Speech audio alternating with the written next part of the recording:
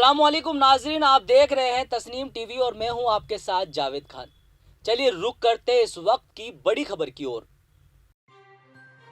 हिंदू मुस्लिम इत्तेहाद के लिए काम करने वाले समाजी कारकुन हाजी छोटू खान की तबीयत नासाज चल रही है। राजस्थान के नागौर से ताल्लुक़ रखने वाले हाजी छोटू खान को ब्लड कैंसर की बीमारी के चलते मुंबई के एक निजी अस्पताल में दाखिल कराया गया है। आपको बता दें कि इनके लिए मस्जिद और मंदिरों में दुआ की जा रही है। हाजी छोटू खान गरीबों की मदद करने के लिए भी जाने जाते हैं। तो फिलहाल इस बड़ी खबर में सिर्फ इतना ही। दूसरी बड़ी खबरों के लिए आप देखते रहिए तस्नीम टीवी और मुझे दीजिए इजाजत।